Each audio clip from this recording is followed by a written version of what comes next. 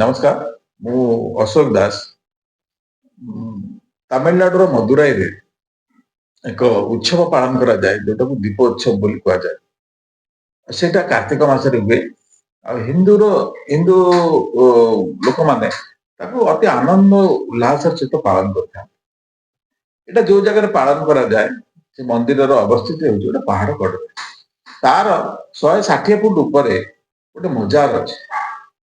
से मजार रे कड़े जब दीप जला जाए तेरे मजार रे कड़े धार्मिक आस्था पर बहुत बाधा पहुंचे ए झगड़ाटा को लेकिन से कोर्ट रे पहुंचले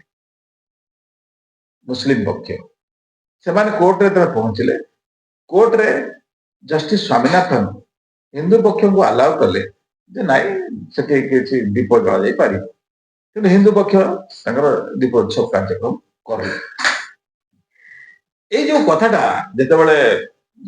स्वामीनाथन बढ़िया डिसीजन देदेले अलाउ करदे एटा कौन है नमाजवादी सरकार स्टालिन सरकार तमिलनाडु सरकार को भारी बाधिला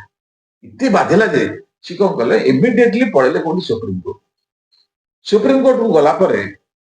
सेठी भी मन संतुष्ट है सी सांगे सांगे दौड़े ओम बिरला पाक जाकर कौन ना गोटे महा अभियोग आसब जो अभियोग कि से जो जज दंडित है ये से गले स्टालिन गले ठीक अच्छे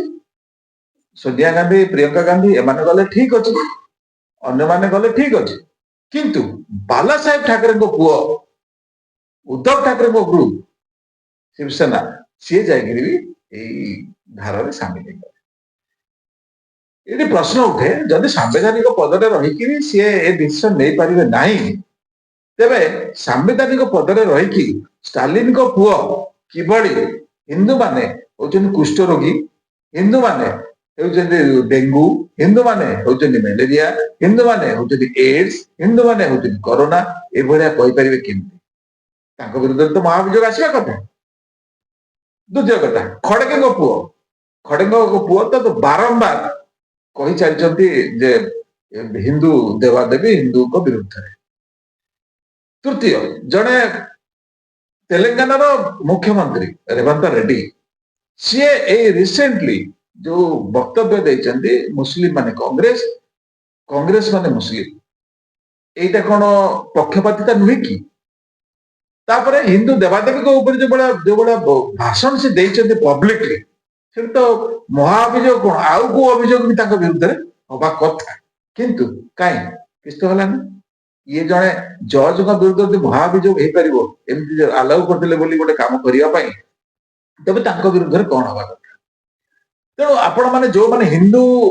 भोटर जो मैंने भोट दौरान आपण थोड़ा चिंता करूँ जे एमाने भोट के तौक जापारते एमाने आपण मानकर आस्थार सुरक्षा को बाटे करें तेणु भोट देवा पूर्व 10 थर चिंता करूँ हिंदू भाई माने 10 थर चिंता करूँ जे एमान को भोट देवे कि न देवे विचार आपण मानकर जय जगन्नाथ जय हिंदू राष्ट्र।